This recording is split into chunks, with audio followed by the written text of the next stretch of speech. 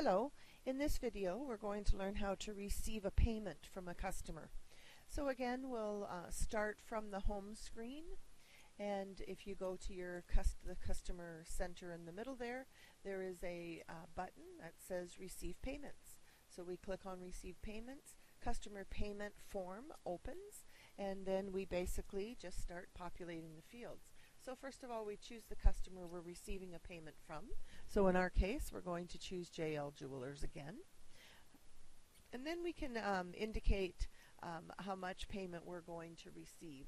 So let's assume we're going to receive $32.77 because that tells us what the customer balance is. So $32.77, we can type that in, and we can put the date. So we're going to receive this payment on the 9th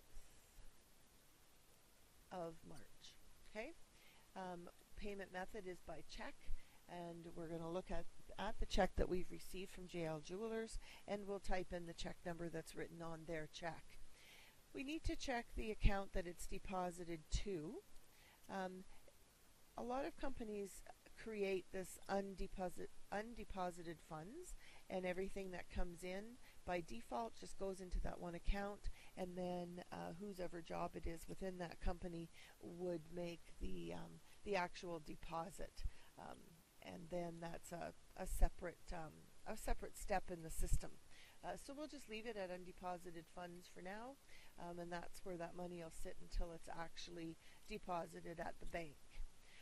So then what you'll see is, because we chose JL Jewelers, all of the outstanding invoices will appear below.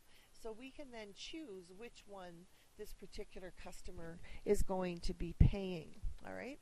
So there is only the one invoice, and it says, you see that there's a note down at the bottom that says this customer has discounts available, and to apply those discounts, click Discounts and Credits.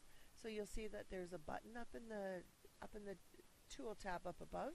There's a button called Discounts and Credits.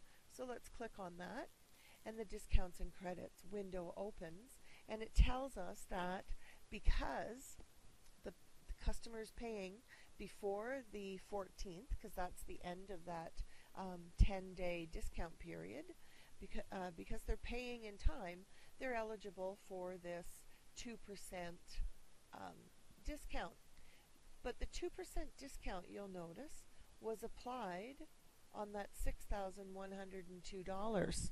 And that's not correct, because in the meantime, there was a credit of $28.25 on this invoice because the customer returned one of the items.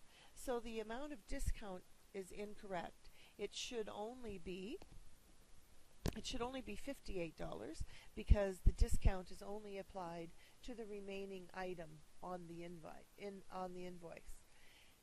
So we put in or accept the amount of discount depending on if anything was credited for a return, and then we choose the account that we want to put that discount into. So we're going to use sales discounts for that $58.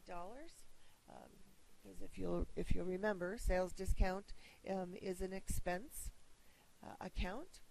It's an expense to our company to give this particular discount to our customer.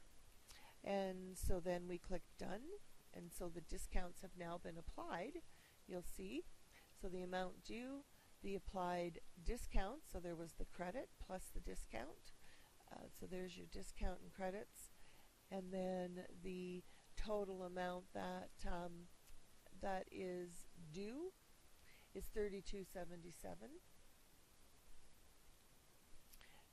It's $32.19 is the total payment. So I'm going to just change that, because otherwise there's going to be an overpayment.